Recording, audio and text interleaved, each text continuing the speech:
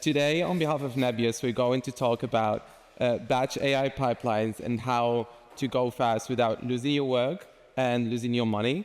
But before that, a few words about myself and my colleague. My name is Marwan. I am an AI engineer and AI cloud dev at Nebius. And with me today is my colleague Mikhail. He's the technical product manager. He was the only soldier behind our serverless product, which we are going to talk about today. All right, before we start, I just want to have a sense of the audience with us today. I want to ask you questions. Who among you have worked with cloud GPUs before? You can raise your hands. Yes. And the question is, have you experienced losing your work or money while working with cloud GPUs in cloud environments? Yes, I see some people are nodding. So I hope you didn't leave your job on a Friday evening and then didn't come back. So this is the topic of our conversation today, is how to run things in a fast way without losing your work and losing your money in the process. So bit of introductions. What is Nebius Serverless AI? And before that, I want to have a smaller introduction. What is Nebius? So for people who were in the briefing this morning from our CDO, he talked a bit about what we do and who we are and all that, but just small reminder, we're an AI infrastructure company. We provide the infrastructure for AI workloads, whether it's inference or training, and basically a GPU cloud provider. We provide the infrastructure and the software layer on top of it. For Nebius Serverless AI, it's one of our products that makes. It's pretty simple. It makes experts focus on what they know to do best. So AI engineers like yourselves focus on AI workloads, and cloud experts like ourselves focus on the cloud infrastructure. So the idea behind it is very simple. You focus on your code, and you wrap it in a Docker image. You bring the container, and the platform, which is Nebius in this case, handles the provisioning and the lifecycle. And you don't end up losing any money. You pay for the usage, not the idle capacity, but we'll go into more into details afterwards. So serverless has two main primitives. We have jobs and endpoints. The difference between them is pretty simple. So jobs are for finite workloads. What does that mean? It means workloads that start and then come to an end, like, for example, fine-tuning, batch inference, simulations, and all that. And after it ends, so let's say you start your job and then you went on the Friday evening to party with your friends. You don't have to stay until the job ends in order to shut down your machines. We take care of all of that so that you don't waste any money if you forget your job. On the other hand, we have endpoints, and endpoints are perfect for serving. So it's not something that starts and then ends. It's an interactive serving and testing behind an API. Let's say you fine-tune the model and you want to deploy it and you want it to receive API requests. So this is where endpoints are best, and then you can stop and start it whenever you want. And one reminder, one information to note is that both of them can run on both GPU and CPU depending on your use case. So a quick reminder, but a bit of details into the user workflow. So what I was talking about before is that you prepare your container. So you bring your code, you put it in a container registry or in your own Docker hub. And what serverless does is that it pulls this image and runs your workload on the GPU, on the machine that you choose. And then I got this question this morning in the booth: where are my checkpoints? Where are my artifacts? You get the results in an S3 object storage bucket that you mount to your either job or endpoint. When is Nebius Serverless the right tool? We should start with the good things, and then we move to when Nebius Serverless not the right tool. So, for example, bursty or scheduled workloads. This is one of the strongest use cases in which to use Nebius Serverless. So let's say there's a day that you want to run 10 experiments, to run them in parallel, and then after a while, you're not running anything. So jobs are very perfect in this case, and workloads could be experiments, evaluation, fine-tuning, batch processing, and all that. And I just want to say that it's like serverless at this moment, it has this perfect fit that it only could run from 1 to 8 GPUs per run. We don't go beyond that, which makes it more useful for small to medium teams and small to medium workloads. And why I say small to medium teams, because usually small to medium teams don't have the DevOps team that takes care of the infrastructure behind. So you don't care about that. Nebius does that for you. So you have control over your runtime, but not the infrastructure, because we have the experts that do that. And the 1 to 8 GPU limitation brings us to when it's not the right tool. Because what if I have a fine-tuning of a large model that needs more than 8 GPUs, maybe 16, maybe hundreds? Then this is not the best tool for it, because if I need to have a large distributed multi-node training, let's say, I need to run Kubernetes clusters or Slurm clusters. There are other products in Nebius that could do that, but not at the moment in serverless. Another thing is inference. So if I would want, I have my model now, I want to deploy it, and I need an ultra-low latency inference. In this case, serverless doesn't offer that requirement that would allow you to have this best latency in the market. I wouldn't advise it personally for you to use serverless. Maybe use other products. We have Nebius Token Factory. It's our inference platform where we host open models, and we help you host yours in dedicated endpoints, but not serverless. So this is to wrap up, and this is also a question I got this morning. Why choose serverless AI? And the question needs completion, which is actually why choose Nebius Serverless and not others. And for that, we have multiple reasons, multiple ways. And first of all, it's the reliable GPU infrastructure. We at Nebius are like vertically integrated. So what we do is that we build our infrastructure ourselves. We build our data centers. We don't rent from anyone else. So which makes our GPUs reliable. You will tell me why are they reliable. They are.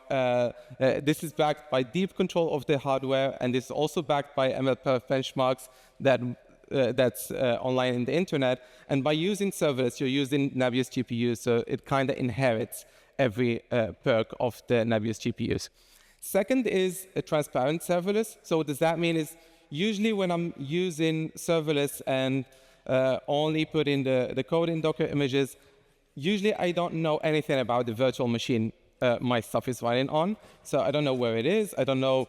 I don't have access to it. But with Nebius servers, you can actually SSH and have access to the actual machine. So if you want to debug, to profile, to performance tune, you can actually do that. It's not like you don't have control over the infrastructure at all, but you actually do if you want to. And last but not least, we have the flexible CPU and GPU compute. And this is going to be one of the topics of today, because we're going to run a pipeline that mixes the CPU and GPU jobs all at once. And we'll show you how Nebius Serverless AI provides that. All right, so just a quick go on the use cases and patterns, because maybe it's not clear yet. One of the strongest use cases for serverless is fine-tuning. So how you do it is, as I said earlier, you have your S3 bucket there, and then you have all your code in a container registry or Docker Hub. You pull the image, you pull if you have any data sets, weights, config file from object storage, and then the fine-tuning job is running, and then it gives back the checkpoint and the model artifacts so that you can evaluate them afterwards. What happens after the fine-tuning? You go to the model evaluation. You cannot deploy any model without evaluating it, right? So for model evaluation endpoints, it's the same, like similar pipeline, but now with endpoints. And you can see there like the API requests. So on the same object storage that we mounted, we have now our inference code, and if we want to link it to an experiment tracker so that we are tracking our experiments, that could also be doable. And then when we deploy our endpoints, we can send requests either from human testers or from evaluation scripts from our apps in order to evaluate the accuracy or the performance of our results, and then we can decide whether it's good to go or not, and then stop the endpoints afterwards. The third use case, which is our use case for today, is batch pipeline. So let's say you have a pipeline in which you combine multiple jobs, some data pre-processing, training, evaluation, and all at once. So for example, data preparation, a lot of people do it CPU-based. So this is where comes the mix of CPU, GPU, because training and model evaluation would run on the GPU, but the data preparation will run on CPU, but they will run in like one coherent pipeline. But for that, we would need to add an orchestrator, because the orchestrator would manage how the job will work with each other, but the serverless would actually run the workloads and push the artifacts and write them to the object storage. And in our case, in our demo for today, what we wanted to try is to have a video dubbing pipeline. So what it does is that it extracts the audio, transcribe it, translate it, and then the translated text, we convert it to speech, and then remix it again to our video. And here we wanted to be optimistic about our product, and we wanted to give it 1,000 files, which is quite a good number, and we wanted to run 10 jobs in parallel, 10 pipelines in parallel. So let's say these 5 jobs take 100 each, and then so that we could cost optimize and also time optimize. And for that, we used preemptibles. And for those of you who don't know what preemptibles mean, they are machines that spot instances. You can stop at any time, but they could be stopped at any time because you're paying 50% less for them. And when we tried that natively, we obviously ran into a lot of challenges. And one of them was that our preemptible jobs get killed mid-run and we don't know about it.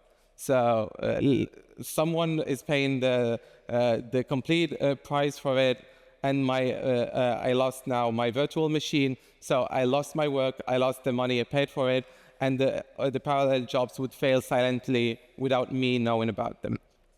And this was one of our biggest challenges that we wanted to overcome.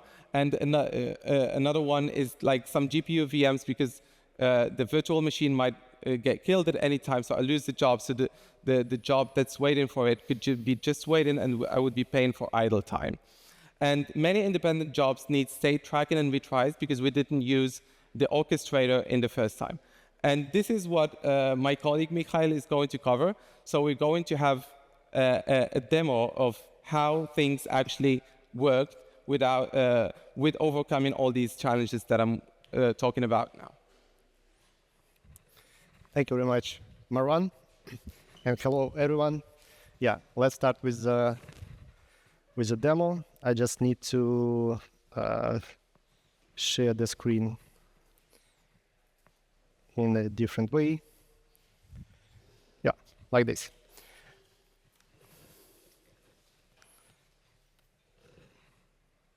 Not like this. Let's try it again.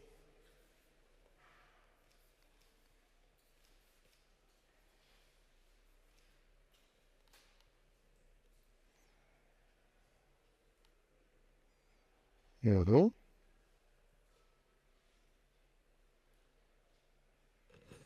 Yeah, now it's better. Okay.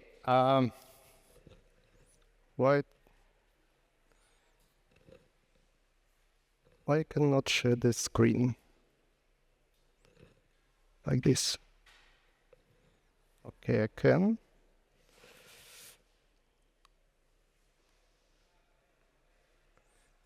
Okay, then we'll go like this. Not very nice, but at least it's working. Okay, so idea of serverless AI in Nebius, as Marwan told us, is to simplify way how you can get access to GPU or CPU and run anything in cloud with minimum efforts. So how to adapt your code or workflow. And just give you a brief overview of the serverless. I want to start with the serverless endpoints. So this is a Nebius UI web console, and here we have like quick starts for both for the jobs and endpoints. So give you some the easiest way how you can run anything. So, and to create an endpoint, actually, what you need is to provide your Docker image that you are going to use. It can be in public registry or in private registry. You can specify entry point if you like for that container. Then select resources, GPUs or CPUs. You can select preemptibles for the GPU. You can mount the storage, right? And some additional configuration if you like SSH access, because you can with serverless you can have the full access to the container and to underlying virtual machine itself. So you just need to specify a couple of these parameters and click run it. So, and we'll run it on Nebius on the selected compute resources, and for jobs we'll on completion we'll shut down everything. So inside you can see logs, you can see metrics, you can see the underlying virtual machine and take a look if you need. And for example, if you're okay with this UI stuff, so if you like it, you also can see here how it looks like in command line interface. So we have a command line interface, and Python is the key that are more suitable for automation part. So, but the UI is pretty good to start as a quick start, right? And with this tool, you can do a lot of fun stuff. And the main one is the integrate different computation tasks for your AI pipelines. It can be training or batch processing. And here we have a challenge to do a video dubbing for 1,000 video files. And because it takes almost 2 hours on the single machine if you do and process every file in the order.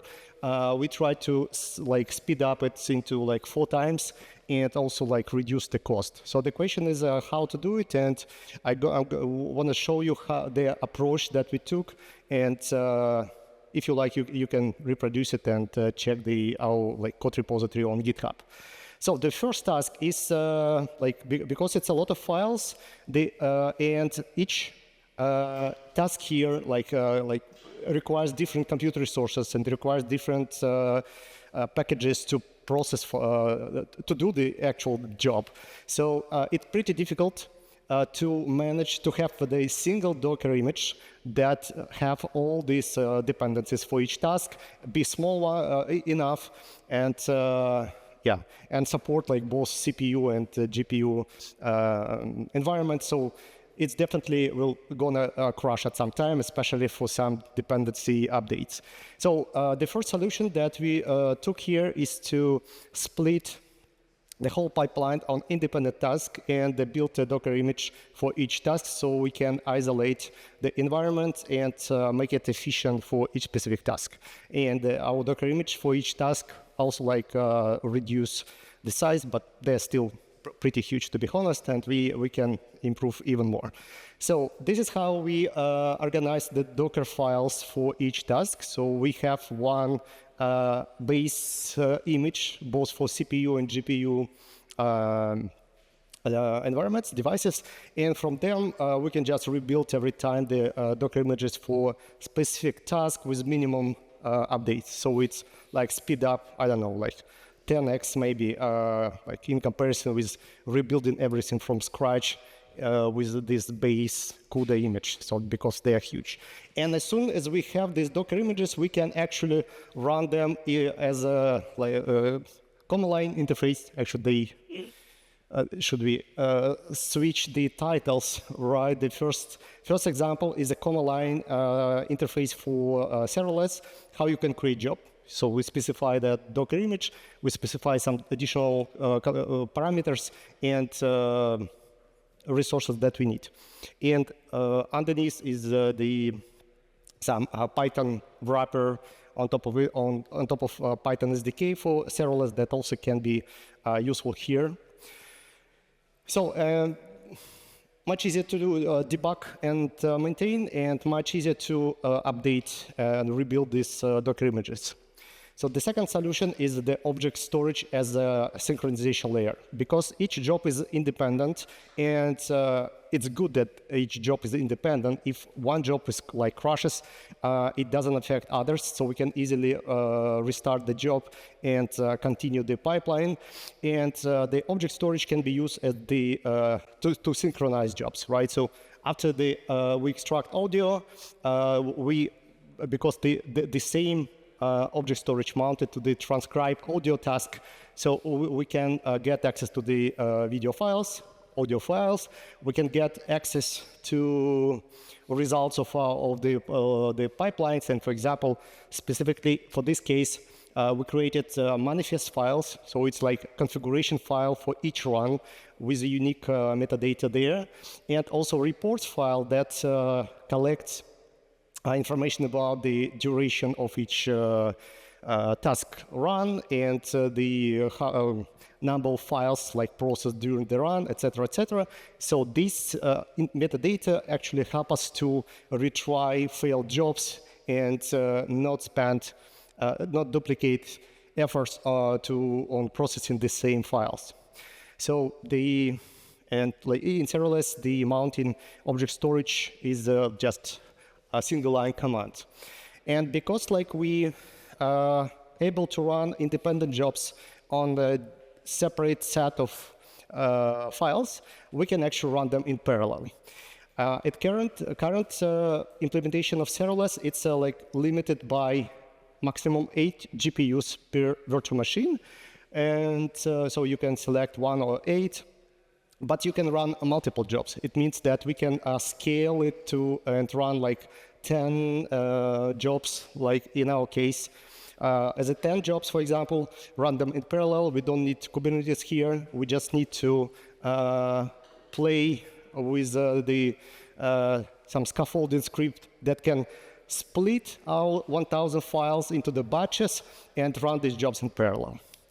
So it works pretty good with serverless. It's easy, but we get some problems here because we want to cut the costs and use preemptible VMs. And each preemptible VM has unpredictable lifetime, so it can crash at any time during the process. So we need to have some mechanism to manage this. So first, preemptible VMs work fine to reduce costs, right? So it's almost 50% less in price, and we can even get more 50 if we will wisely allocate our tasks with specific batch sizes and like this parallelization, so we can do it faster and much cheaper, even cheaper than 50% less. And as I said, that to manage this inconsistency in the preemptible VM's lifecycle, we need to have some way to check statuses of each jobs and for each batch.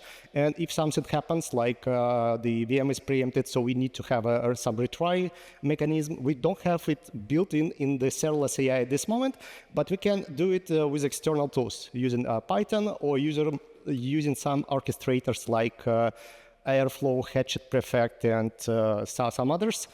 And this is what we actually implemented. So we have a create and wait wrapper that can run the job, track the statuses, and as soon as it gets error statuses, it means that something happened on the cloud side. In most cases, it's the VM is preempted, and the orchestrator just retry. And it retries actually very wisely. So every time it rerun the batch for the specific task, like translate or transcribe, it actually first check what files were processed in the previous run, and create the manifests with configuration what files should be processed. It means we don't have duplicated work here, and and it's speed up the process. During the preparation, I was happy that it works so well, so I don't need to spend like half an hour to run every time all the all the pipeline. So it was fun. And again, there are a lot of some minor problems during this like preparation, because like mounting S3 bucket to the serverless job actually has some limitations, and we need to like work with them as well, because it's not fully like POSIX compatible, but still like it's pretty easy nowadays with the Claude and other helpers. So just to show you how to show it. Okay.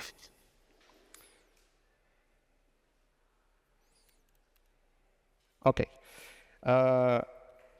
Just wanted to show you the example of report that we have for this extract stage. It contains the information about the duration, when it started, when it's completed. We have the timing and information about how many like files were processed, and exactly the files that were tested, in this case like locally, but we have the same in our object storage. When we check this, so for each run, we can go to this demo and see these reports like with the number of files that were processed. And yeah, I want to skip the hatchet part. I want to show here only the final architecture of this solution. So how it works. So here we have our main pipeline with the tasks that process the end-to-end or each file. They are independent, so you can run them locally. For example, with CPU only, you can run them in a Docker container, and this orchestration orchestrator actually is on top of it. It means that it's much easier to debug and run in different environments and adapt for like your specific stack. So if you'll be interested, you can check it in GitHub, and we'll share the link with you. So here are like few examples, solutions and patterns that work well for these batch pipelines that we already discussed. And actually, it's pretty easy to adapt for any, not maybe any, but for a lot of video and audio files processing, when you need to process thousands of files, yeah, and cut some costs. Yeah. We have here some links for the documentation about serverless and our AI cookbook, where we collect examples how it can be used for fine-tuning, inference, robotics, life science, or different use cases. So you can find the good stuff there. And also, if you're interested, you can take a look at our Builders Challenge. We launched it like a couple of days ago, and the idea is that we invite you to participate and try serverless. You can get $100 in compute credits to play with it. You can build some open source code examples for your whatever you like. Write a short blog post and join for the submit it to participate in the competition. So for winners, we provide some good prizes and visibility. So it should be fun and a lot of things to learn from each other. So please join us. We we launched it 2 days ago. Already have 50 applicants, and we have around 200 more spots, so you can join. And that's it from my side. I'm happy to answer questions if we have a few minutes. And otherwise, we're happy to talk with you on our booth. So thank you very much.